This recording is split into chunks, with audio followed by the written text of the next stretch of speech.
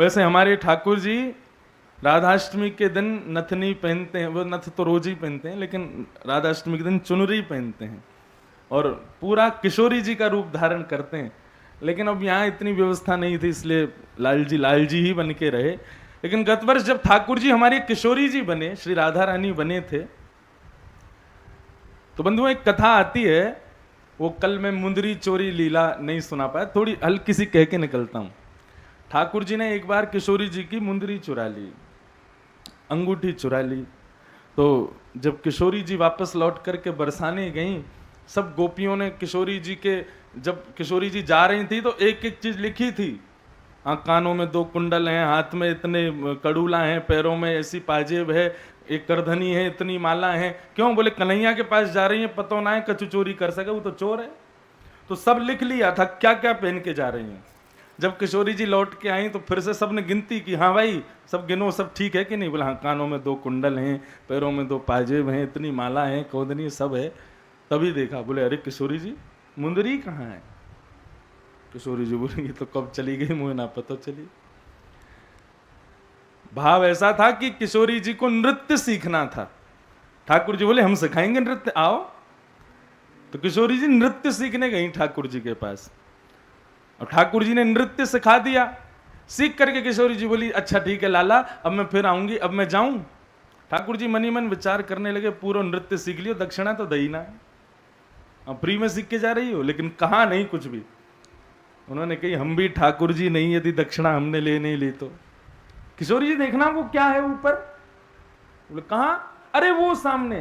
बोले कहां? दिखाओ, मैं दिखाऊं। हाथ करके बोले देखो वहां पे। बोले अच्छा अच्छा अच्छा, इतने में? हाँ वही है। इतने में तो मुंदरी निकाल ली ठाकुर जी ने और अपनी अंटी में दबा ली, बस मिल गई दक्षिणा। इतना नृत्य सीख के जा रही हो, दे के नहीं जाओगी कुछ? ठाकुर जी ने खुद धर ली। वहां जब सखियों को पता चला कि किशोरी जी की मुंदरी चोरी भई है, सबने कही हम पहले ही मना कर रही थी वह छलिया के पास मत जाओ, लेकिन आपने नहीं मानी, गई और हो गई चोरी। सब गोपी आई, आकर के ठाकुर जी पकड़ लिए, बोले कि लाला कथा बड़ी है। ठाकुर जी का जैसे ही फेंट खोला उसमें से मुंदरी मिल गई। सबके सामने ठाकुर जी बेचारे नीचे नजर करके खड़े हैं, बोले कि अब क्या करें, पकड़े गए तो पकड़े गए। गोपी बोली ऐसे नहीं, तेरी तो नंदनानी ते जाते शिकायत करूंगी, पूरे गोकुल में हल्ला मचाऊंगी, तू मुंदरी चोरी करी तेने किशोरी जी की। ठाकुर जी बोले अब क्या करें, घर जाएंगे तो मैया डांटेगी, गोकुल में सब हंसी उड़ाएंगे। तो ठाकुर जी एक वृक्ष के नीचे जाके सो गए। हाँ, जब ज्यादा चिंता हो तो चद्दर ओढ़ के सो जाना चाहिए, बस चिंता में जगे मत रहो, नहीं तो चिंता और बढ़ेगी। जैसे ही चिंता हो किसी चीज के, ऐसा लग रहा हो कि अब क्या करें, उस समय एसी चलाओ, रजाई ओढ़ो, सो जाओ। हमारे लाल जी ऐसे ही करते हैं। ठाकुर जी बोले अब चिंता करने से क्या, पकड़े गए तो पकड़े गए, अब सो जाओ, तान दुपट्टा, सो गए। इतने में ही किशोरी जी सब सखियां जब वहां से निकली तब देखा अरे नंदन सो रहे हैं। समस्त गोपियां और सब किशोरी जी सब ने ठाकुर जी सोते भय के सारे आभूषण चुरा लिए और सारे आभूषण चुरा करके ले गए। बोले अब लाला आवे वो मांगवे या को परेशान करेंगे। तो ठाकुर जी अपने आभूषणों को लेने के लिए एक विरही गोपी का रूप धारण करके गए। विरही गोपी मतलब कृष्ण प्रेम में उन्मुक्त गोपी ठाकुर जी बन गए। चुनरी ओढ़ के, बढ़िया नथनी अथनी पहन के और आंखों में आंसू बहाने लगे, हे कृष्ण तुम कहां हो, हे माधव तुम कहां हो। ठाकुर जी गोपी बन गए और छलने के लिए किशोरी जी को पहुंचे। तो जैसे ही श्याम सुंदर किशोरी जी का रूप धारण करके एक गोपनी विरही गोपी का रूप धारण करके आए, पूरे विश्व को मोहित करते हैं ठाकुर जी को मोहित करती हैं किशोरी जी। लेकिन जब आज लाला गोपी बन करके आए तो किशोरी जी भी मोहित हो गई, इतने प्यारे लग रहे थे। और गोपी बन करके गए और विरह करते करते करते किशोरी जी से सारा श्रृंगार लिया। बहुत सुंदर लीला है, कथा है। तो हमारे लाला आज के दिन, राधाष्टमी के दिन, किशोरी जी का रूप धारण करते हैं। तो गत वर्ष लाला को देखते हुए एक पद लिखा था मैंने, हमने की लाला आज बधाई चाहिए तो सो। कैसी बधाई चाहिए? बधाई में कोई हाथी मांगे, घोड़ा मांगे, धन मांगे, दौलत मांगे, हीरे जवाहरात मांगे, नवरत्न मांगे, जीवन में सुख समृद्धि मांगे, लेकिन हमको कहा चाहिए बधाई में। तब ठाकुर जी से पिछले वर्ष राधाष्टमी पर यह भाव कहा था। एक पंक्ति गाऊंगा बस। बधाई में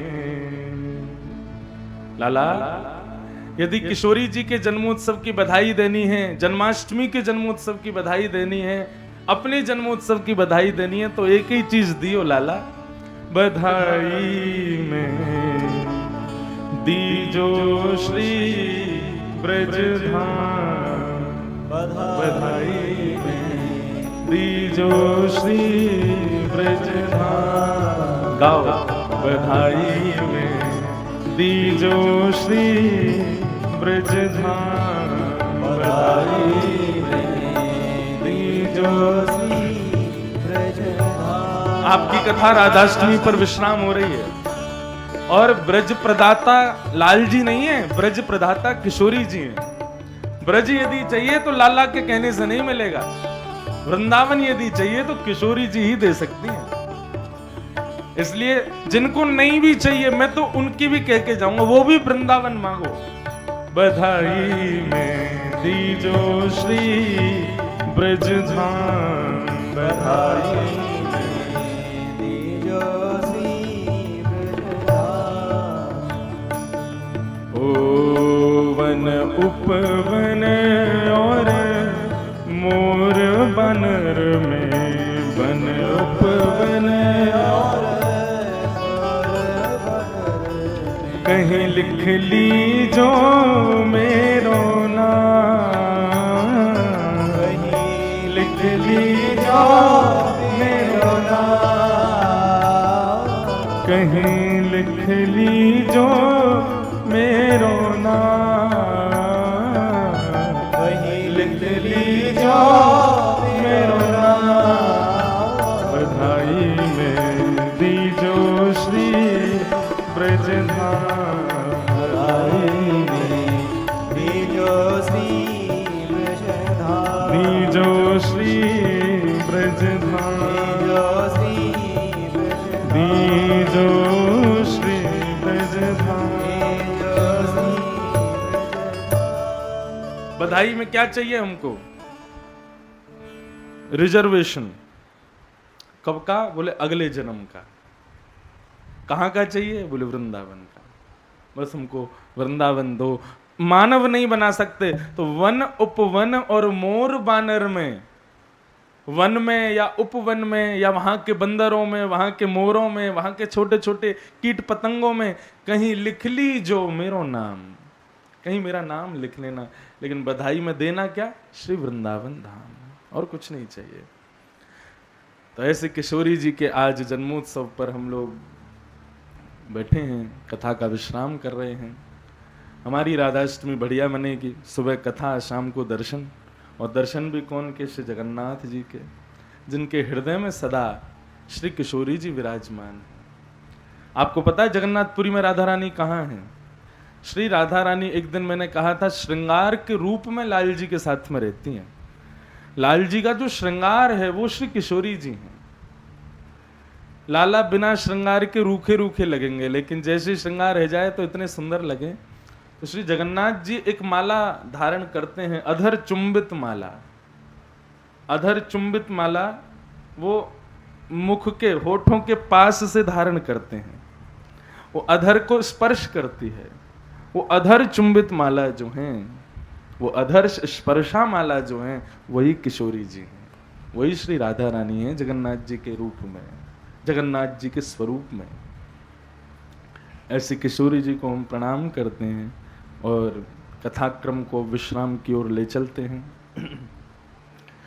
भगवान का विवाह रुक्मिणी जी के साथ में हुआ। क्यों हुआ? किशोरी जी के संग क्यों नहीं हुआ? ये मैंने कल सुबह के सत्र में जो लोग मेरे पास आए थे, मैंने वहां सबको बताया था कि किशोरी जी कोई और नहीं है बंधुओं, श्री कृष्ण का ही प्रतिबिंब स्वरूप हैं। अपने प्रतिबिंब से प्रेम किया जा सकता है, अपने प्रतिबिंब से स्नेह किया जा सकता है, लेकिन विवाह नहीं किया जा सकता। किशोरी जी श्री कृष्ण का ही स्वरूप हैं, तो उनसे प्रेम हो सकता है लेकिन विवाह नहीं। विवाह तो नारायण का केवल लक्ष्मी के साथ में होता है। लक्ष्मी ही रुक्मणी बनकर के आई, भगवान का उनके साथ ब्याह हुआ। भागवत में आगे एक मैया का या किसी भैया का एक प्रश्न आया है, मेरी सासू माँ 18 महीने पहले गुजर हुई, क्या उनका गया श्राद्ध कर सकते हैं? तो गया श्राद्ध के लिए त्रिपिंडी श्राद्ध होना पहले जरूरी है। त्रिपिंडी श्राद्ध, नारायण बलि, ये कुछ लोग तो तभी करा देते हैं जब श्राद्ध पक्ष, जब पितृ प्रस्थान कर जाते हैं, या फिर कुछ अवधि होती है उसका, वो पंडितों से आप पूछ लेना। उतने दिन में ये त्रिपिंडी श्राद्ध हो जाए तो त्रिपिंडी श्राद्ध के बाद हमारे घर के गए हुए व्यक्ति को पितरों में स्थान मिल जाता है, और जब उनको पितरों में स्थान मिलता है तब उनका गया श्राद्ध होता है। तो यदि हमारी घर के सदस्य जो चले गए हैं उनका त्रिपिंडी श्राद्ध हो गया तो उनका गया जी में हो सकता है। त्रिपिंडी श्राद्ध पहले होना जरूरी है। उसके बारे में आप जो श्राद्ध आदि कर्म कराते हैं ब्राह्मण देवता, उनसे पूछ लेना, वो बता देंगे। भगवान का ब्याह रुक्मणी जी के साथ में हुआ। भगवान का दूसरा ब्याह द्वारिका के एक यादव जिनका नाम था सत्राजित, उन सत्राजित की कन्या सत्यभामा जी के साथ में होना सुनिश्चित हुआ। परंतु यहां पर एक कथा बताई गई जिसको हम कहते हैं स्यमंतक उपाख्यान। आज की कथा गृहस्थियों के लिए है, जितने भी विवाहित लोग बैठे हैं उन लोगों के लिए है आज की कथा, तो बहुत ध्यान से सुनना, समय कम है, हम जल्दी कहें। तो सत्राजित यादव जो था वो सूर्य नारायण भगवान का शिष्य था, उसको एक मणि मिली थी, उसका नाम था स्यमंतक मणि। स्यमंतक मणि का एक नियम था कि उस मणि की रोज 6-7 घंटे पूजा करो, उसके बदले में वो बहुत सोना देती थी। भगवान को जब ये बात पता चली तो भगवान बोले कि अकेला व्यक्ति इतने सोने का क्या करेगा, हम एक काम करते हैं, ये मणि ले आते हैं द्वारिका के कार्यालय में, और इससे उत्पन्न होने वाले सोने में से उसको जितना चाहिए उतना दे दिया करेंगे, बाकी द्वारिका में लगाया करेंगे। बात सही थी भगवान की, लेकिन सत्राजित ने मणि देने से मना कर दिया। भगवान ने मांगा, लेकिन सत्राजित ने कहा मेरी मणि मैं किसी को नहीं दूंगा। भगवान बोले जैसी तुम्हारी इच्छा, रखो अपने पास। 2 प्रकार के लोभ होते हैं बंधुओं। पाप के बाप का नाम है लोभ। जैसे ही लोभ जीवन में आएगा तो इसका बहुत बड़ा परिवार है, काम, क्रोध, ईर्ष्या, द्वेष, अभिनिवेश, अहंता, ये सब इसके चाचा ताऊ हैं। लोभ जिस दिन आपके हृदय में आ गया उस दिन पूरा परिवार आएगा। इसलिए पाप से बचना है तो लोभ से बचो। लोभ किसी भी वस्तु का हो सकता है। लोभ का मतलब क्या होता है? लोभ का मतलब होता है बिना मेहनत किए किसी वस्तु की आकांक्षा करना, इसी को लोभ कहते हैं। लोभ जब जीवन में आता है तो अपने पूरे खानदान को लेके आता है, इसलिए लोभ से बच जाओ। आपको काम नहीं सताएगा, आपको क्रोध नहीं सताएगा, आपको मोह, ईर्ष्या, द्वेष, अभिनिवेश, ये जितने भी हैं, यदि इनमें से कुछ भी आपके भीतर है, आपको लगता है मेरा क्रोध बहुत बढ़ रहा है, आपको लगता है मेरा मोह बहुत बढ़ रहा है, आपको लगता है कि मेरे काम बहुत बढ़ रहे हैं, तो समझ लेना कहीं ना कहीं लोभ है मेरा। उस लोभ को नष्ट कर दो, सब मर जाएंगे। शास्त्र आज्ञा करते हैं। 2 प्रकार के लोभ होते हैं, एक होता है संग्रह वृत्ति लोभ और एक होता है भोग वृत्ति लोभ। कई लोग धन कमा करके क्या सोचते हैं, इसको खूब इकट्ठा करो, जितना हो सके भर लो, बैंक भर लो, जमीन में गाड़ लो, कमरों में चिन्ह दो, और खर्च करने की बारी आती है तो उसमें से ऐसे निकालते हैं जैसे कि अपना रोया तोड़ रहे हो। दर्द हो जाता है महाराज लोगों को। लोभ, संग्रह, इसको कहते हैं संग्रह वृत्ति लोभ। है तो इतना, लेकिन खर्च करने में दिखाएंगे ऐसे कि हम तो बड़े दीनहीन हैं, हम पे तो कुछ भी नहीं है, हमारे पास तो कुछ है ही नहीं महाराज, सब भगवान की कृपा है, हम तो सुबह शाम रोटी खा लेते हैं, बस इससे ही काम चल रहा है, ऐसे ऐसे करके जो बोलते हैं, इसको कहते हैं संग्रह वृत्ति लोभ। और दूसरा होता है भोग वृत्ति लोभ। भोग वृत्ति लोभ कैसा होता है? जो आजकल की जनरेशन में बहुत है, कमाएंगे और तुरंत खर्च कर देंगे अपने ऊपर सारा, उसको संग्रह नहीं करते। विदेशों में क्या होता है, आप अमेरिका जाओ, दुर्भाग्य से कभी कनाडा, अमेरिका, लंदन जाने का अवसर हो तो वहां पर क्या होता है,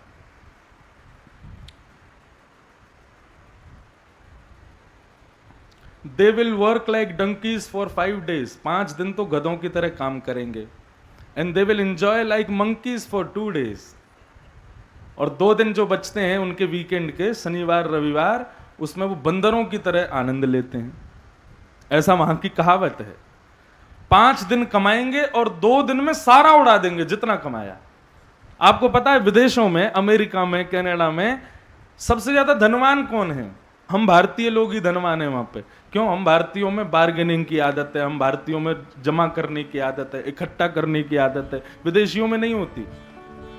ऑस्ट्रेलिया में तो एक बार बच्चों के ऊपर वहां के विदेशियों ने हमको ब्राउन पीपल बोलते हैं, वो बोलते हैं कि ये लोग जो भारतीय लोग हैं, भारतीय महाद्वीप के लोग हैं, हमको ब्राउन पीपल कहते हैं। तो हमसे बहुत चिढ़ते हैं। क्यों? अच्छे फोन किनके पास? भारतीयों के पास। अच्छी गाड़ी किनके पास? भारतीयों को। अच्छे घर किनके पास? भारतीयों के पास। क्यों? क्योंकि भारतीय जब पहली बार पहुंचते हैं विदेश तब तो खूब संघर्ष करते हैं, पैसा कमा के इकट्ठा करते हैं, बाद में फिर उससे सब खरीद लेते हैं। वहां के लोग क्या करते हैं? 5 दिन काम करेंगे और वहां हर घंटे की तनख्वाह मिलती है, 5 दिन की तनख्वाह बैंक में आ जाती है 5 दिन में, वो 2 दिन में सब खर्च कराते हैं। दोनों ही पाप हैं। संग्रह, अति संग्रह भी पाप है और अति भोग भी पाप है। दोनों को मध्य रखो। जितना जरूरी है उतना अपने ऊपर खर्च करो और जितना जरूरी है उतना ही रखो। बहुत ज्यादा संग्रह करना वह भी लोभ का रूप धारण कर लेता है। तो सत्राजित यादव ने वो मणि देने से मना कर दिया। भगवान बोले जैसी तेरी इच्छा, खूब संग्रह कर। एक दिन उस मणि को सत्राजित का छोटा भाई प्रसेन अपने गले में पहन करके घूम रहा था और द्वारिका के लोगों को दिखा रहा था, देखो मेरे पास कैसी मणि है। द्वारिका के लोग सब देख करके वाहवाही कर रहे थे उसकी। घूमता घूमता जंगल में गया तो जंगल में एक भालू ने जब उसके गले में मणि को देखा तो भालू ने दौड़ करके झपट्टा मारा और प्रसेन को मार दिया। मणि लेके भालू चला गया, शेर चला गया, शेर आया, शेर को भालू ने मार दिया, भालू मणि लेके चला गया, अब मणि हो गई गायब। प्रसेन इतने दिनों तक लौट करके नहीं आया तो उसके भाई सत्राजित ने अफवाह फैला दी पूरी द्वारिका में कि मेरे भाई एक दिन मणि पहन करके गए, आज महीनों बीत गए, लौट करके नहीं आए। मुझे शंका है कि ये जो द्वारिकाधीश कृष्ण है इनकी मेरी मणि पर नजर थी, मैंने नहीं दी, इसलिए इन्होंने मेरे भाई को बंदी बना लिया है और मणि रख ली अपने पास। इसको क्या कहते हैं बंधुओं? कलंक। आपने कुछ गलत नहीं किया लेकिन फिर भी आपके ऊपर लांछन लगा दिया जाए। ऐसा कहते हैं सिमंतक उपाख्यान सुनने से व्यक्ति को जीवन में कभी कलंकित नहीं होना पड़ता। वो एक साल भर में एक चंद्रमा होता है ना, चौथ का चंद्रमा, उसको नहीं देखना चाहिए। यहां पर यह भी वर्णन है कि यदि किसी व्यक्ति ने भूल से वो चंद्रमा देख लिया, वो भी यदि ये कथा सुन ले तो फिर वो चंद्रमा देख भी लेगा तो भी उसको कोई दोष नहीं लगेगा। इसलिए ये कथा बहुत ध्यान से सुनना, ये कलंक से मुक्त करने की कथा है। ठाकुर जी पे कलंक लग गया। सब द्वारिका के लोग जिनको बसाया ठाकुर जी ने, जिनको खिला ठाकुर जी रहे, जो ठाकुर जी की कृपा से सब कर रहे हैं, वो यदुवंशी सब ठाकुर जी पे ही शंका करने लगे। राम राम, देखो ये नंद नंदन, यशोदा नंदन, द्वारिकाधीश, इनकी मणि के ऊपर मती मारी गई। बेचारे उस प्रसेन को बंदी बना लिया, मणि चुरा ली। भगवान को जब ये बात पता चली तो भगवान मुस्कुराए और बोले होने दो, आगामी कलयुग के जो गृहस्थी होंगे उनको इस कथा से प्रेरणा मिलेगी कि जीवन में तुम किसी के लिए कितना भी कर लेना, लेकिन एक शंका आपके विशेष स्तर को भी सामने वाले में गिरा सकती है। आज मैंने द्वारिका को बसाया, मैंने द्वारिका में लोगों को बसाया, सब कुछ मैंने किया, लेकिन एक झूठी अफवाह पर ही मुझ पर कलंक लगा दिया। ठाकुर जी बोले ठीक है, हम कुछ बोलेंगे नहीं। आपके ऊपर जब गलत बात पर कोई कुछ कहे तो उसका प्रत्युत्तर कह के मत दो, आर्ग्यूमेंट मत करो कि मैंने ऐसा नहीं किया या मुझसे ऐसा नहीं हुआ। आर्ग्यूमेंट होते ही लड़ाई बढ़ती है। क्या करो? सिद्ध करो कि नहीं किया। बोलो कुछ मत, कर्म में लग जाओ, उसको सिद्ध करके दिखाओ कि ये काम मेरे द्वारा नहीं हुआ था। भगवान ने वही किया। द्वारिकापुरी से जैसे ही निकले, बाहर के लोग भगवान को देख करके जो प्रणाम करते थे आज प्रणाम भी नहीं कर रहे हैं। भगवान ने किसी से कुछ नहीं कहा। पूरी सेना लेकर के भगवान खोजने निकले, कहाँ है प्रसेन। जैसे ही जंगलों में गए तो वहां पर मरा हुआ प्रसेन दिख गया। उसके शरीर पर भालू के पंजे के, शेर के पंजे के निशान थे। ठाकुर जी ने कहा किसी शेर के द्वारा इसका वध हुआ है, आसपास देखो शेर के पैर के निशान हो। तो शेर के पैर के निशानों के पीछे गए तो आगे शेर मरा पड़ा था। वहां भालू के चिन्ह दिखाई दिए तो भालू के निशानों के पीछे गए तो एक गुफा में प्रवेश कर रहे थे। भगवान ने समस्त सेना को कहा बाहर इंतजार करो, मैं भीतर जाता हूं, और 18 दिन में यदि लौट करके ना आऊं तो सब लोग द्वारिका चले जाना। भगवान भीतर प्रवेश कर गए, अंदर चलते चले गए, तभी उनको एक दिव्य प्रकाश दिखाई दिया। वो मणि रखी थी। भगवान बोले मिल गई, चलो। जैसे ही मणि को उठाया, इतने में ही विशाल विकराल एक भालू आया, आकर के भगवान पर झपट पड़ा। 18 दिन तक ठाकुर जी ने उसके साथ युद्ध किया, उठा के पटके ठाकुर जी उसको, पसीना पसीना हो गया भालू। जब 18 दिन में रोम रोम उसका ढीला पड़ गया, तब उसको पता चल गया ये साधारण नहीं है, ये तो साक्षात परमात्मा है। तुरंत चरणों में गिर गया, बोले भगवान क्षमा करो। भगवान बोले कौन हो तुम? बोले मुझे भूल गए आप। बोले कौन हो? बोले मैं जामवंत हूं भगवान, त्रेता युग में आपकी वानर सेना का सबसे बुजुर्ग व्यक्ति। भगवान बोले अरे जामवंत जी आओ। हृदय से लगाया, हृदय से लगा के ठाकुर जी बैठ गए, खूब स्नेह किया। भगवान ने अपने आने का कारण बताया। बोले इस मणि की वजह से मुझ पर कलंक लगा है, ये मणि हम ले जाने आए हैं। जामवंत जी बोले पर ये तो मेरी बेटी का खिलौना है, मेरी छोटी सी बेटी है, वो इससे खेलती है, ये चली जाएगी तो वो कैसे जिएगी? ठाकुर जी बोले तुम्हारी बेटी का खिलौना होना ज्यादा जरूरी है कि मेरा कलंक उतरना ज्यादा जरूरी है? बोले भगवान दोनों काम हो जाएं तो। बोले कैसे होगा? बोले आप मणि भी ले जाओ और मणि के संग मेरी बेटी भी ले जाओ। भगवान बोले एक कलंक उतरेगा, दूसरा चढ़ जाएगा। कि ठाकुर जी को कोई और नहीं मिला था, भालू की बेटी से शादी करके आए। जामवंत जी बोले ये मर्यादा सब हो गई त्रेता में, वहां आप मर्यादा पुरुषोत्तम थे, आपकी मर्यादा का सम्मान था, लेकिन अभी आप लीला पुरुषोत्तम हो, लीला करने आए हो, मेरी बेटी को आपको वरण करना पड़ेगा। और ठाकुर जी के एक हाथ में मणि रखी और दूसरे हाथ में जामवंत जी ने अपनी बेटी जामवती का हाथ धर दिया।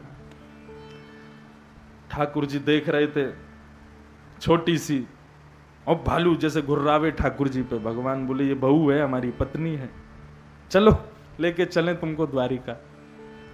तो अब जो कथा बता रहा हूं भागवत में नहीं है, एक संत सुना रहे थे।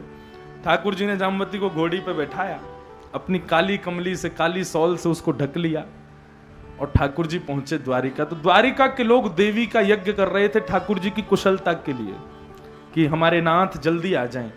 भगवान छुप करके गए और सीधे रुक्मणी जी के भवन में जाकर के रुक्मणी जी के कक्ष में जामवती को बैठा दिया और बाहर से किवाड़ बंद करके जैसे ही ठाकुर जी पीछे मुड़े तो सामने रुक्मणी जी खड़ी थी। रुक्मणी जी बोली नाथ आप आ गए, हम कब से आपकी प्रतीक्षा कर रहे थे, पूरी द्वारिका आपकी चिंता कर रही है, आप आ गए नाथ। बोले हाँ। आप मेरे कक्ष से बाहर आए हैं, कक्ष में कब आए? ठाकुर जी बोले अभी अभी आए। अच्छा कोई विशेष कार्य था कक्ष में? क्यों हमारा घर है हम आ नहीं सकते? भगवान रुक्मणी जी बोली आ सकते हैं, लेकिन आप कभी मेरे कक्ष में आते नहीं, आज कैसे आना हुआ? ठाकुर जी बोले देवी अब हम तुमको क्या बताएं, लंबी कथा है। बोले नहीं बताइए। बोले हम मणि ढूंढने के लिए वन में गए थे, तो वहां एक परम सुंदरी नारी हमको मिली, वो बैठ के तपस्या कर रही थी, इतनी सुंदर थी, इतनी सुंदर थी, इतनी सुंदर थी कि उसको देख करके हम तो उसके रूप पर मोहित हो गए। रुक्मणी जी बोली अच्छा फिर? बोले हमने उससे पूछा तुम क्या कर रही है, तो उसने कहा कि हम द्वारिकाधीश को पति रूप में वर्ण करना चाहते हैं। मैंने कहा अरे भाई अब क्या कहें, हम सामने आ गए तुम्हारे, अब हम ही द्वारिकाधीश हैं। जैसे ही उसने मुझे देखा वो तो रुकी नहीं, उसने कहा अभी ब्याह करो। उसका रूप इतना सुंदर था, हम भी रुके नहीं, हमने उससे ब्याह कर लिया। अब उसका दूसरा भवन बनेगा, तब तक वो तुम्हारे कक्ष में रहेगी, हमने उसको तुम्हारे कमरे में रखा है। रुक्मणी जी को कोई और बात पर बुरा तो नहीं लगा, लेकिन रुक्मणी जी ने बस ये पूछा, मुझसे ज्यादा सुंदर है? बोले आपसे तो बहुत सुंदर, दिखाना जरा। बोले देखना नहीं, यदि आपने देखा उसको तो आप अपना बोरिया बिस्तर बांध के कौंडिन्यपुर चली जाओगी, वो इतनी सुंदर है।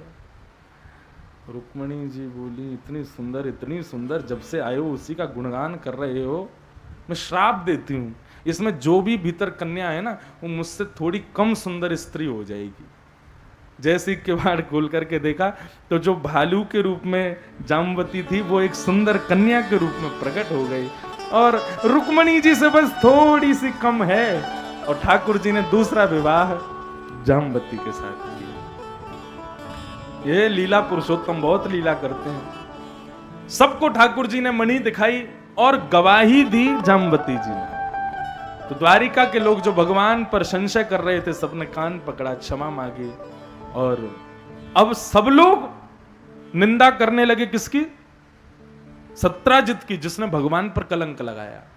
सत्राजित की हालत इतनी खराब कि घर से निकलना दुश्वार, लोग पत्थर लेके बाहर खड़े थे, तू बाहर आ, तेने द्वारिकाधीश पे लांछन लगाया। सत्राजित ने सोचा कैसे बचूं इस अपमान से। सत्राजित ने अपनी घर में अपनी बेटी को देखा, उसकी बेटी सत्यभामा। उसने सोचा कि यदि मैंने द्वारिकाधीश से अपनी बेटी की शादी कर दी तो मैं कलंक से बच जाऊंगा।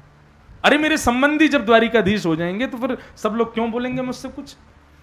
छुप छुपा करके सत्राजित भगवान के पास गया, जाके बोला मेरी बेटी से आप विवाह कर लो। भगवान बोले तुम्हारे कहने से थोड़ी, नहीं, मेरी बेटी की तो सदा से इच्छा है आपसे ब्याह करने की, लेकिन मैंने ही उसकी जबरदस्ती सगाई कहीं और कर दी। उनकी बेटी की सगाई हो चुकी थी, उसका नाम था सतधनवा, जिससे सत्राजित की बेटी की सगाई हुई थी। और सतधनवा ने बेटी के मोह में सगाई नहीं की थी, उसको मोह था ये मणि मुझको मिलेगी दहेज में, इसलिए उसने सत्राजित की बेटी से सगाई की थी। लेकिन यहां तो सब कुछ बदल गया। भगवान से जाकर के सत्राजित ने कहा मेरी बेटी से ब्याह कर लो। भगवान बोले उसकी इच्छा होगी तो करेंगे। सत्राजित की बेटी सत्यभामा का विवाह भगवान के साथ हो गया, और सोने की थाल में सजा करके दहेज के रूप में लेके आया मणि। भगवान को कहने लगा इसे स्वीकार करो। भगवान बोले इसको दूर रखो मुझसे, मुझे नहीं चाहिए। जिस दिन से द्वारिका में ये मणि आई है उसी दिन से सबकी नाक में दम हो गया है। ठाकुर जी ने दहेज नहीं लिया। बंधुओं, दहेज प्रथा बहुत सुंदर प्रथा है, लेकिन हम लोगों ने इसको बहुत बुरा बना दिया। पिता की दो संपत्ति होती हैं, चल और अचल। चल संपत्ति मतलब कैश, सोना चांदी, ये सब चल संपत्ति है पिता की। और अचल संपत्ति उसकी जो जमीन है, धरोहर है, घर है आदि, ये सब अचल संपत्ति है। पिता के पुत्र का अधिकार होता है अचल संपत्ति के ऊपर, और पिता की पुत्री का अधिकार होता है चल संपत्ति के ऊपर। समझ रहे हैं ना बात को? इसलिए जब बेटी का विवाह करता है तो वो पिता की इच्छा है कि वो चल संपत्ति कितनी अपनी बेटी को देना चाहता है, देना चाहिए, ये व्यवहार है। लेकिन गलती कहां हो जाती है, गड़बड़ी कहां होती है? बेटे वाले मांग करते, इतना चाहिए, ऐसे चाहिए, ये चाहिए, वो चाहिए, इसलिए सब बिगड़ जाता है माहौल। ऐसा नहीं, पिता की इच्छा है वो कितना अपने पुत्र को अचल संपत्ति देगा, अपनी पुत्री को कितनी चल संपत्ति देगा। और दोनों को ना भी दे तो कहने का अधिकार किसी का नहीं है। और लड़के वालों को तो बिल्कुल ही नहीं बोलना चाहिए बीच में। भगवान ने दहेज नहीं लिया, और दहेज ना लेकर के भगवान का तीसरा ब्याह सत्यभामा के साथ में हुआ। कितने ब्याह हो गए? रुक्मणी, जामवती, सत्यभामा। अब चौथी आई कालिंदी, श्री यमुना मैया। यमुना जी एक तट पर बैठ करके तपस्या कर रही थी। श्याम वर्णा मतलब ये सोच लो, कन्हैया का मुकुट उतार दो, कन्हैया के केश खोल दो, कन्हैया को स्त्रियों जैसा श्रृंगार कर दो, तो कन्हैया ही यमुना जी हैं। इतनी सुंदर हैं श्री यमुना मैया। एक तट पर बैठ करके तपस्या कर रही थी। भगवान अर्जुन के साथ घूमते हुए वहां पहुंचे तो यमुना जी को देख करके अर्जुन मोहित हो गया। अर्जुन बोला श्याम सुंदर, जरा देखना ये कितनी सुंदर कन्या है। भगवान बोले हाँ सुंदर तो है, हमारे जैसी है। भगवान तो सब लीला करते। अर्जुन बोला आप यदि कृपा कर दो तो मेरा इससे ब्याह हो जाएगा। भगवान बोले कृपा कर दी हमने, जाओ जा करके उसका हाथ थाम लो, उससे कह दो हम तुमसे ब्याह करना चाहते हैं, कर लेगी, लेकिन पहले पूछ लेना वो तपस्या क्यों कर रही है। अर्जुन बोला सच में आपने कुछ कर दिया? बोले हाँ हमने सब मंत्र मंत्र सब फूक दिए हैं, तुम जाओ। अर्जुन गया, जाकर के उसने कहा हे श्याम वर्णा, हे सुंदरी, आप कौन हो? यमुना जी ने नेत्र खोल करके अर्जुन को देखा, सीधा नाम बोल के, अर्जुन मैं यमुना हूं। अर्जुन बोला आपको मेरा नाम कैसे पता? बोले क्योंकि मैं तपस्या कर रही हूं जिनको पाने के लिए उनके तुम सबसे प्रिय हो। मैं यहां तप कर रही हूं ताकि द्वारिकाधीश मुझे पत्नी रूप में वर्ण करें और वो मेरे पति बन जाएं। अर्जुन बोला सबको घूम फिर के वो द्वारिकाधीश ही चाहिए। अरे हम भी हैं संग में, हम लोग भी आसपास रहते हैं, हम पर भी थोड़ी कृपा करो। अर्जुन आया, भगवान से बोला यही मंत्र फूंका था आपने? बोले अर्जुन वो यमुना है, वो मेरी नित्य पत्नी है। भगवान के जितने भी ब्याह हो रहे हैं अभी समझाऊंगा मैं, ये कोई भी साधारण नहीं है, ये सब ठाकुर जी की नित्य पत्नी है, नित्य संग रहती हैं ठाकुर जी के। भगवान बोले वो नित्य पत्नी है मेरी, उससे कैसे ब्याह करोगे तुम? लेकिन मैं तो विनोद कर रहा था, थोड़ी देर तुम्हारे संग खेलना था। और उसी तट पर अर्जुन की सन्निधि में, अर्जुन के नेतृत्व में ठाकुर जी का श्री यमुना जी के साथ में ब्याह हुआ। श्याम सुंदर श्री यमुने महारानी की। ऐ श्री यमुना मैया, मीठे रस से भरोड़ी महारानी लागे, महारानी लागे, मन प्यारो प्यारो यमुना जीरो पानी लागे। मीठे रस से भरोड़ी महारानी लागे, महारानी लागे, मन प्यारो प्यारो यमुना जीरो पानी लागे। मीठे रस से भरोड़ी महारानी लागे, महारानी लागे, मन प्यारो प्यारो यमुना जीरो पानी लागे। ओ मीठे रस से भरोड़ी महारानी लागे रे, महारानी लागे, मन प्यारो प्यारो यमुना जीरो। श्याम सुंदर श्री यमुने महारानी की भाव से।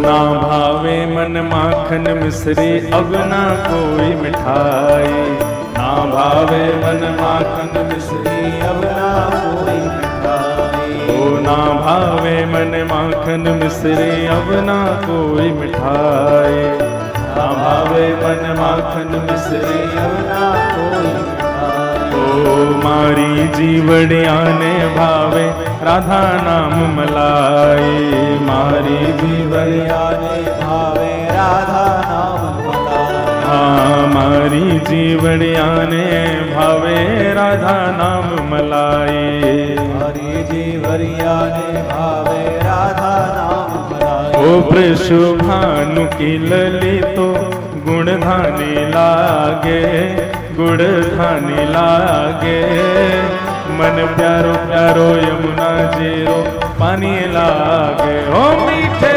से भरोड़ी महारानी लागे, महारानी लागे, मन प्यारो प्यारो यमुना जीरो पानी लागे।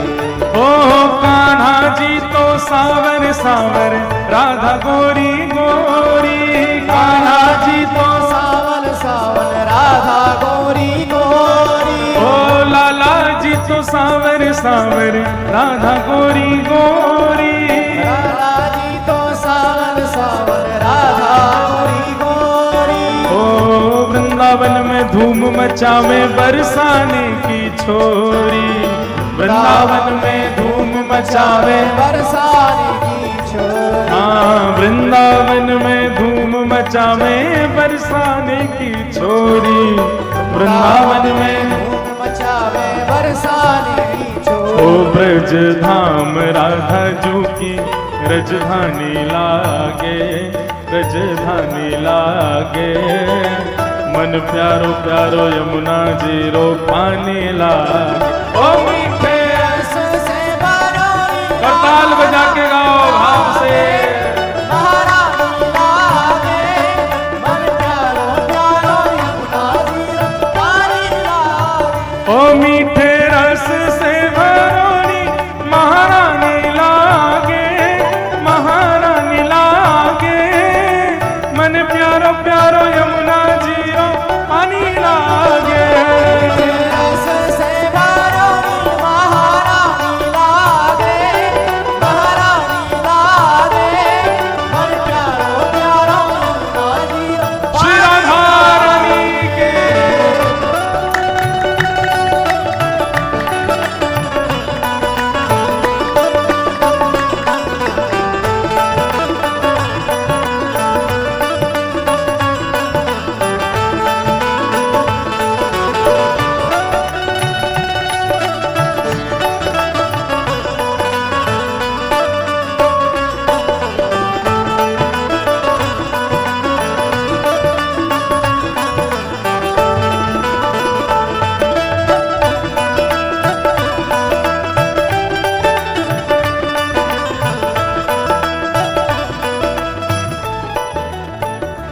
ओ राधा राधा नाम रटत है जो नर आठों याम।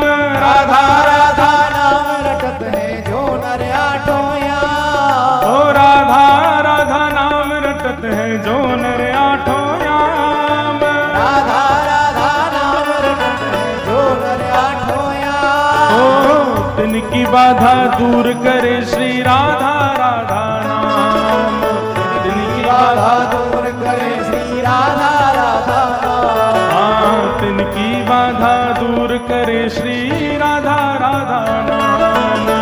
की बाधा दूर करे श्री राधा राधा नाम। ओ राधा नाम में सफल जिंदगानी लागे, जिंदगानी लागे। मन प्यारो प्यारो यमुना जीरो पानी लागे। ओ राधा नाम में सफल जिंदगानी लागे, जिंदगानी लागे। मन प्यारो प्यारो यमुना जीरो पानी लागे। ओ मीठे रस से भरोनी महारानी लागे, महारानी लागे। मन प्यारो प्यारो यमुना जीरो पानी लागे। रस से बरौनी महारानी लागे, महारानी लागे।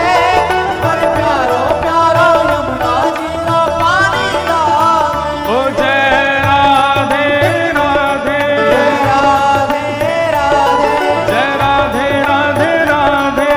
राधे राधे राधे, श्री राधे राधे, राधे राधे, जय राधे राधे, राधे राधे, जय जय राधे राधे राधे, राधे राधे राधे, जय जय राधे राधे राधे, राधे राधे राधे, जय राधे राधे, जय जय राधे राधे, जय राधे राधे, जय राधे राधे, जय जय राधे राधे राधे, जय जय राधे राधे राधे। देखो राधाष्टमी है और अब कल से तो आपको कोई परेशान करेगा नहीं कि भाई ताली बजाओ, नृत्य करो, आनंद से गाओ।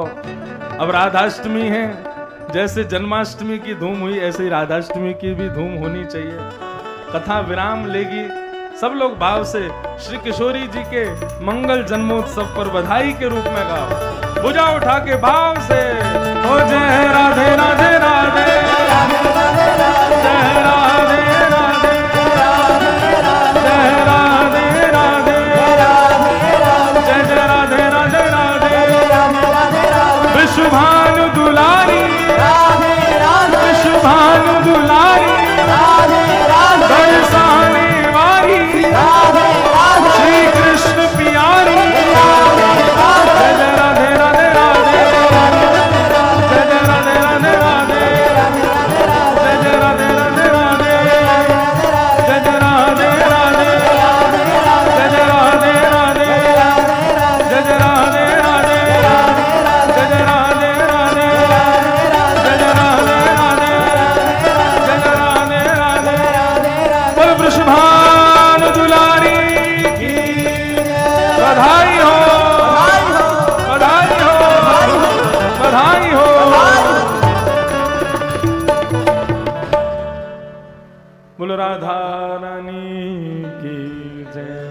विराज जाओ, जहां खड़े हो वहीं बैठ जाओ, नहीं तो या अपने अपने स्थान पर जाओ। अभी 40 मिनट और हैं कथा के, सब लोग भाव से श्रवण करो, फिर जाते जाते किशोरी जी को एक बार और प्रणाम करेंगे। भगवान का चतुर्थ विवाह श्री कालिंदी के साथ, यमुना जी के साथ में सुसंपन्न हुआ। बंधुओं, वृंदावन जाओ तो एक बात हमारी बहुत विनम्रता से मान लीजिएगा, बिहारी जी दर्शन करो, गोवर्धन नाथ के दर्शन करो, वृंदावन को प्रणाम करो, परंतु हमारी एक बात विशेष रूप से सुन लीजिए, वृंदावन जाओ तो श्री यमुना जी को नित्य प्रणाम करो। श्री यमुना जी साधारण नहीं है बंधुओं, वो स्वयं कृष्ण स्वरूपा हैं। गंगा जी भगवान के चरणों से निकली हैं, लेकिन यमुना जी एक प्रकार से कह दूं तो श्री कृष्ण का ही प्रेम विगलित स्वरूप हैं।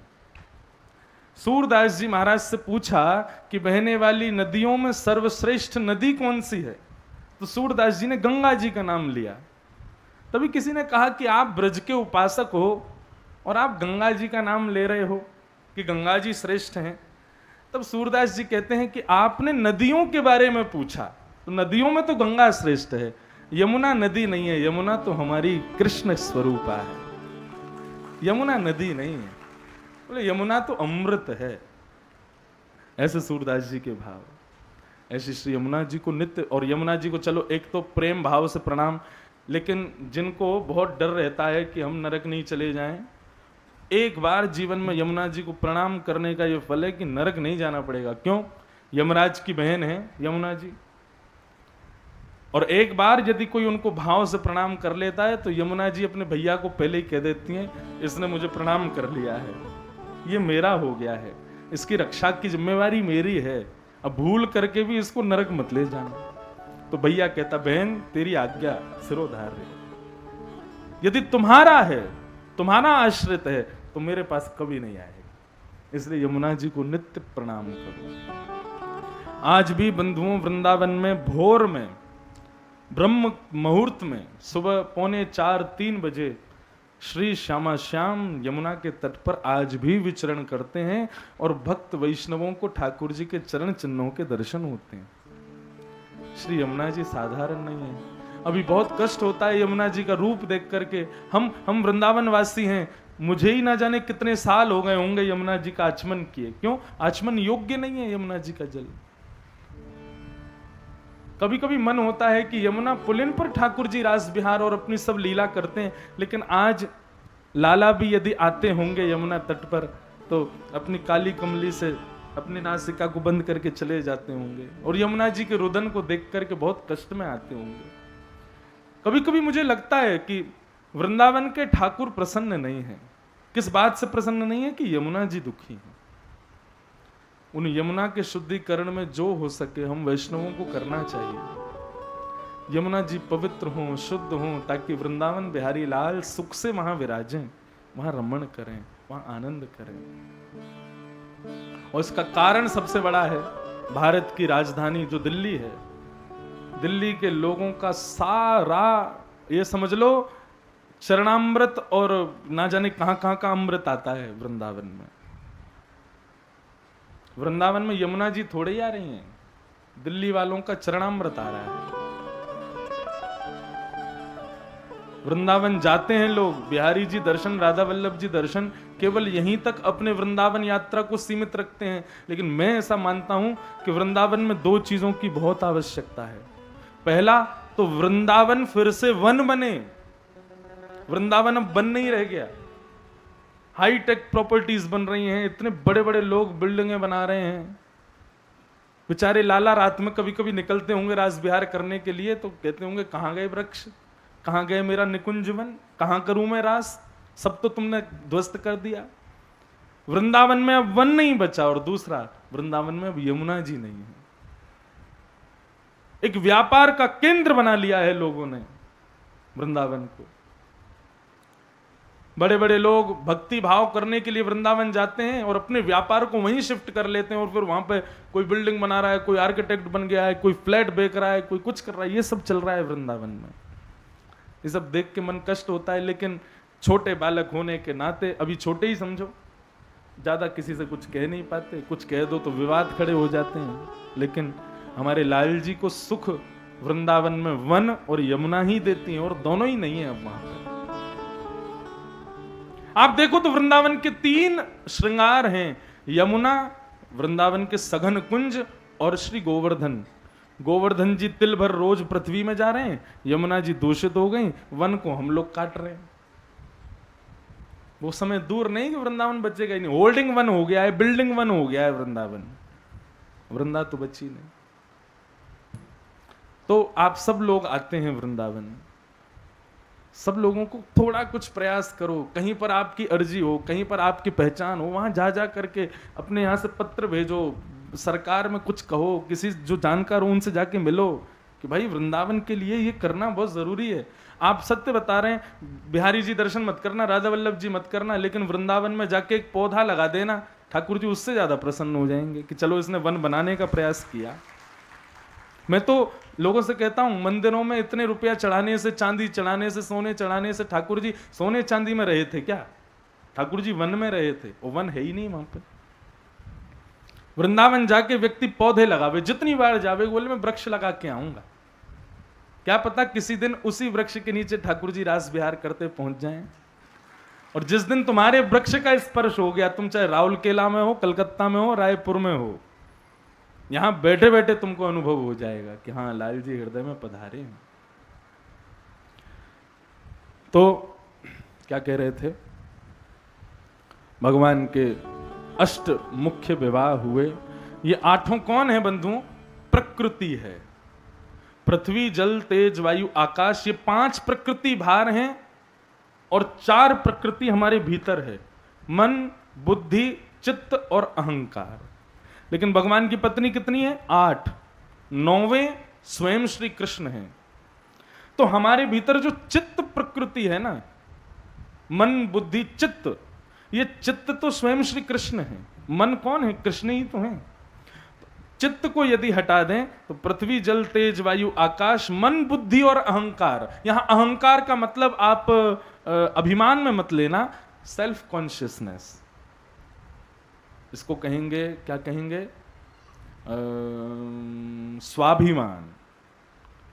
ये 3 प्रकृति हमारे भीतर की और 5 प्रकृति बाहर की, यही भगवान की अष्टपटरानियां हैं। ये नित्य ठाकुर जी के साथ रहती हैं, पृथ्वी जल तेज वायु आकाश मन बुद्धि अहंकार। और फिर आई 16,100 राजकुमारियां, ये कौन है?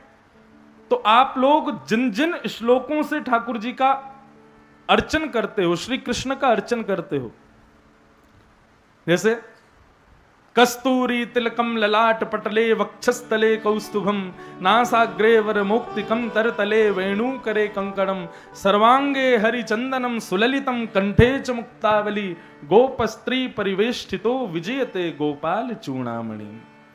ये ठाकुर जी का उपासना का एक मंत्र हो गया, इससे हम ठाकुर जी की उपासना करते हैं। यही उपासना का मंत्र भगवान की पत्नी बन के आया। ऐसे 16,000 जो ठाकुर जी की उपासना के मंत्र हैं, वही ठाकुर जी की पत्नी बन के आए। तो 16,100 उपासना के मंत्र और 8 भगवान की प्रकृति, कितनी हो गए? 16,108। भगवान ने किसी स्त्री से ब्याह नहीं किया। लोग कहते हैं भगवान ने इतने की, हम 2-3 कर लें, हम 4-5 कर लें ब्याह। तो ठाकुर जी ने किसी स्त्री से तो किया नहीं, भगवान ने तो अपनी ही प्रकृति, अपनी ही उपासना के मंत्रों से ब्याह किया। हम लोग कहते ओम नमो भगवते वासुदेवाय, इस मंत्र का जाप करो ठाकुर जी मिलेंगे। क्यों मिलेंगे? ठाकुर जी की पत्नी है वो मंत्र। उस मंत्र का नित्य सेवन करोगे तो एक ना दिन पत्नी अपने पति से मिलवा देगी। उपासना के जितने भी मंत्र हैं सब भगवान की पत्नी है। भगवान का ब्याह किसी साधारण मानव से नहीं हुआ है। एक मुर नामक दैत्य था, उसने 16,100 राजकुमारियों को बंदी बना रखा था। 20,000 होने पर सबसे जबरदस्ती ब्याह करने वाला था। भगवान को जब ये बात पता चली तो भगवान ने जाकर के भौमासुर नाम के उस राक्षस को मार दिया। और उसका एक द्वारपाल था, उसका नाम था मुर, उसको मारा। तो सत्यभामा ने ठाकुर जी को मुरारी नाम प्रदान किया, मुर नामक दैत्य को मारा। भौमासुर का जब वध किया तब उसके यहाँ 16,100 राजकुमारियां थीं। ठाकुर जी सबको मुक्त करने गए, सबने प्रार्थना की, हे नाथ अब हमको हमारे परिवार वाले अपनाएंगे नहीं और हमसे और कोई ब्याह करेगा नहीं। हम पे दो ही रास्ते हैं, या तो हम गलत मार्ग पे चली जाएं या फिर हम मर जाएं। ठाकुर जी बोले ऐसा कुछ नहीं होगा। कर्तुम अकर्तुम समर्थ कर्तुम ईश्वर है, मैं समर्थवान हूं, मैं चाहूं तो 16,100 रूप धारण कर सकता हूं, आप सबसे मैं ब्याह करूंगा। और सबको लेकर के ठाकुर जी द्वारिका गए और 16,100 राजकुमारियों के संग ठाकुर जी ने विवाह किया। 16,108 भवन बने और सब में रानियां रहती हैं। और आश्चर्य की बात यह है, एक ही समय पर एक साथ हर भवन में हर पत्नी के साथ ठाकुर जी भी रहते हैं। जो लोग कहते हैं हम 3-4 ब्याह कर लें, शर्त यह है चारों को अलग अलग घर में रखना और उन चारों के संग एक समय पे एक संग रहना, तो ठीक है। ठाकुर जी ने जब ब्याह किया, ये तो सबको समझ में आती है बात, लेकिन सबके संग रहते भी तो साथ में थे। ठाकुर जी का इस प्रकार ग्रहचर्या प्रारंभ हो गई, दिनचर्या प्रारंभ हो गई। राजा नृण की कथा आई, एक कथा प्रणय कलह की आई। भगवान कहते हैं दो दंपतियों को, पति पत्नी को चाहिए यदि अपने जीवन में सुखी रहना है तो प्रणय कलह करते रहें। प्रणय कलह किसको कहते हैं? प्रणय कहते हैं प्रेम भरा, कलह कहते हैं कलेश को। बोले दोनों को लड़ते रहना चाहिए। यदि लड़ाई नहीं करेंगे तो जीवन में प्रसन्न नहीं रह पाओगे। जीवन, अच्छा देखो इसके पीछे कारण है। शास्त्र आज्ञा करते हैं कि दोष दूसरे में, हमको दो स्थिति होती है तब हमको दूसरे में दोष दिखाई देते हैं। कब कब? बोले या तो किसी व्यक्ति के बहुत समीप रहोगे तो दोष दिखेंगे, या किसी से बहुत दूर रहोगे तो दोष दिखेंगे। हम लोग पत्नी और पति आपस में दोनों इतने एक दूसरे के समीप रहते हैं कि कुछ समय बाद शादी के लड़की को लड़का में दोष दिखते हैं, लड़का को लड़की में दोष दिखते हैं। शादी से पहले वो एक दूसरे को लक्ष्मी नारायण देखते थे, ये मेरी लक्ष्मी है, वो बोलते ये मेरे नारायण है। और ब्याह के 2 साल बाद कहो बोले कौन, ये रावण है, ये पूतना है। दोनों को एक दूसरे में राक्षस राक्षसी दिखाई देते हैं। उसको लगता है कि इससे बुरा कोई आदमी नहीं, उसको लगता है इससे बड़ी कोई बुरी कोई स्त्री नहीं। दोनों में इतने दोष क्यों आ जाते हैं? क्योंकि अति सामीप्य दोष को जन्म देता है। इसलिए ठाकुर जी कहते हैं बीच बीच में थोड़े थोड़े एक दूसरे से रूठो, एक दूसरे से थोड़े लड़ो, एक दूसरे से थोड़े दूरी बनाओ। बाकी अनुभवी आप लोग हो, आपको ज्यादा पता है, मैं ज्यादा बोलूंगा नहीं इस बारे में। हाँ, घर में आओ, क्या बना है? बोले आज रोटी सब्जी बनी है। बोले मुझे चावल खाने। तुरंत कुकर पे चावल चढ़ जाएंगे। जब चावल परोस दिए जाएं तो नहीं, मुझे तो इडली खानी है। इडली भी बना देगी बेचारी, सांचे में लगा के इडली बना दे।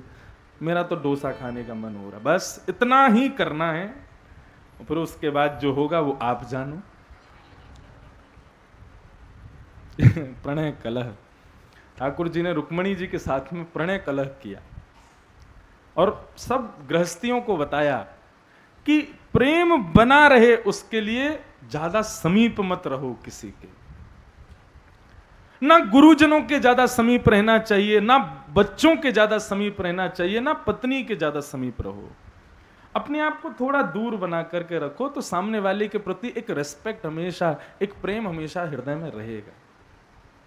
क्योंकि आप जितना जिसके समीप जाओगे तो संसार में भाई कोई भी पूर्ण पवित्र नहीं है। आप मेरे को दूर से देख रहे हो तो सब बढ़िया लग रहा है, ये बढ़िया कथा कर रहे हैं महाराज जी, खूब बढ़िया है, सब इनमें तो बढ़िया ही बढ़िया है। क्रिकेट खेलते हैं, छक्के मारते हैं, गाना गाते हैं, कथा करते हैं, गाड़ी चलाते हैं, भोजन बना लेते हैं, सब कर लेते हैं। लेकिन आप मेरे भी बहुत समीप रहोगे तो मुझ में भी दोष दिखेंगे। इसलिए मध्य में रहो, ना ज्यादा दूर ना ज्यादा पास। अपने दंपति जीवन में भी ऐसे ही रहो। समीप रहने की इच्छा तो होनी चाहिए लेकिन रहना मत। एक बीच में एक थोड़ा सा दूरी बना के रखो। तो भगवान का प्रणय कलह भगवान ने करके सबको यह बताया। नारद जी भगवान की ग्रहचर्या देखने आए। सब जगह भगवान को अलग अलग लीलाएं करते देख नारद जी ने प्रणाम किया। बोले भगवान, मैं तो आपकी शिकायत लेने आया था कि कोई पत्नी आपकी शिकायत करे कि मुझको समय नहीं देते। मैंने सोचा इतनी सारी पत्नियां हैं तो कोई तो शिकायत करेगी कि मेरे पास तो रहते ही नहीं है, लेकिन सब पत्नियां यह कह रही थी कि हमें छोड़ के जाते ही नहीं है, सदा हमारे पास रहते हैं। प्रभु आप जैसा गृहस्थ धर्म वाला भी मैंने जीवन में नहीं देखा। प्रणाम किया भगवान को। फिर भगवान की दिनचर्या बताई भागवत में, ठाकुर जी पूरे दिन कैसे रहते हैं। तो सबसे पहली बात, ठाकुर जी ब्रह्म मुहूर्त में उठ जाते हैं। ब्रह्म मुहूर्त का मतलब हो गया, आज की भाषा में कहें तो 3:45 सुबह के, ये ब्रह्म बेला है। ब्रह्म मुहूर्त का मतलब जब ब्रह्म के उठने का समय होता है। ब्रह्म मुहूर्त में ठाकुर जी उठ जाते हैं। उठ करके स्नान ध्यान करके ठाकुर जी सबसे पहले नेत्र बंद करके अपने विश्व भर के समस्त भक्तों का स्मरण करते हैं और श्री राधा श्री राधा श्री राधा इस मंत्र का खूब नित्य जप करते हैं। ठाकुर जी ब्रजवासियों को याद करते हैं।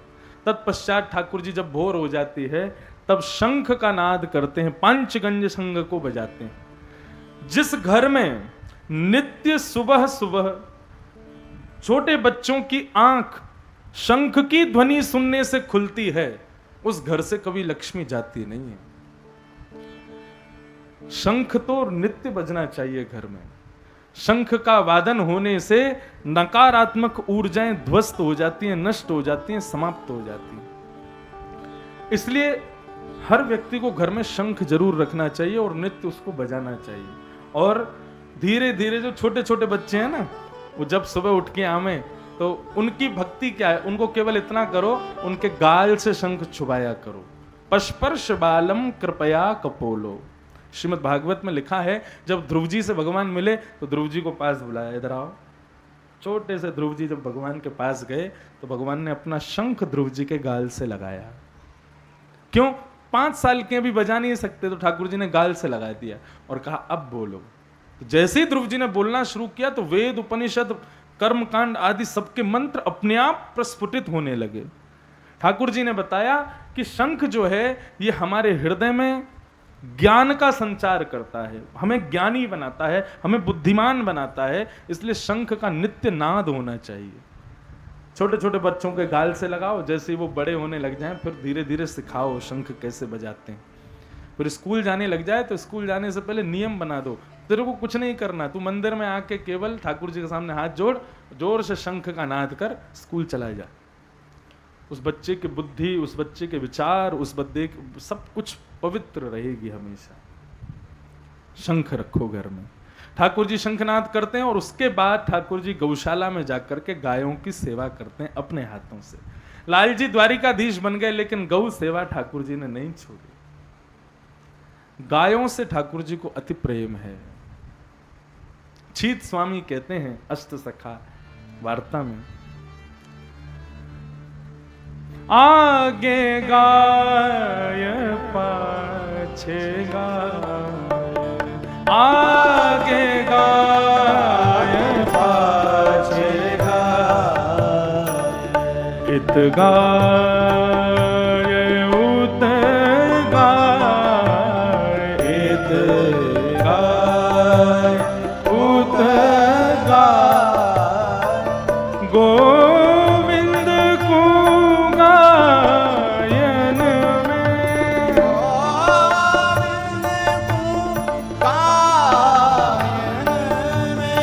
बसी वो ही भावे, बसी वो ही भावे। आगे गाय पाछे गाय, आगे गाय, आगे गाय,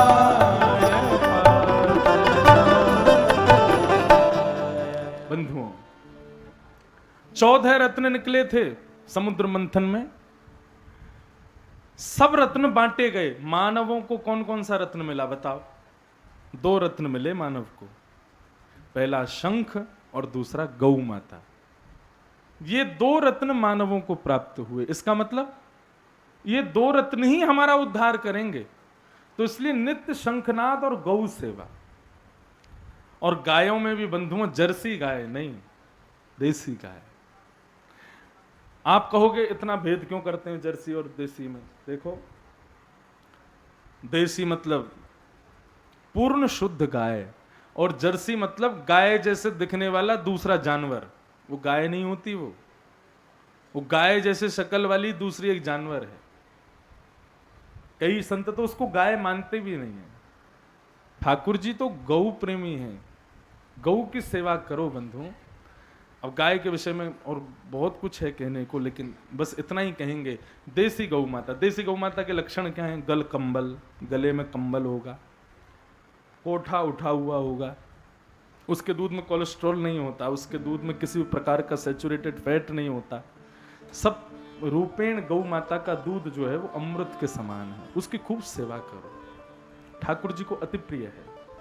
व्यक्ति धर्म ना करे, नियम ना करे, कर्म ना करे, कुछ भी ना करे, लेकिन गौ सेवा खूब भाव से करे तो इतना जरूर है कि जगन्नाथ जी का वो प्रेमी बना रहेगा, ठाकुर जी को प्यारा रहेगा। क्यों? गौ सेवा इसने की।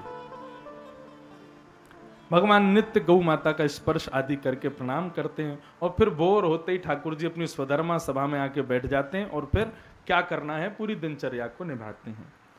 राजसूय यज्ञ और जरासंध का उद्धार ठाकुर जी ने भीम के द्वारा कराया, और इस प्रकार ठाकुर जी फिर राजसूय यज्ञ में पहुंचे। वहां जाकर के ठाकुर जी ने अग्र पूजा करा करके पांडवों का राजसूय यज्ञ कराया, और उसी बीच में शिशुपाल का ठाकुर जी ने सर धर से अलग कर दिया। क्यों?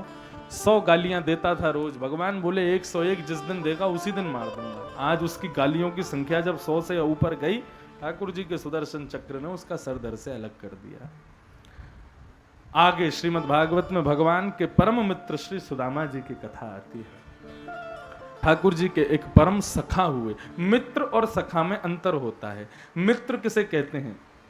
जो किसी कामना से तुम्हारे साथ है, जो कभी कभी काम पड़ने पर तुमसे मिलता है, कभी कभी मिलना जुलना जिससे होता है, उसको मित्र कहते हैं। सखा किसको कहते हैं? संग खावे, संग रहवे, संग सोवे, संग पीवे, संग ही सब क्रिया करे, तुम्हारे सुख का विचार करे, अपने सुख का विचार ना करे, इसी को सखा कहते हैं। भगवान के सखा हैं सुदामा जी, मित्र नहीं है। श्रीमद् भागवत में लिखा है, कृष्णस्यासीत् सखा कश्चित् ब्राह्मणो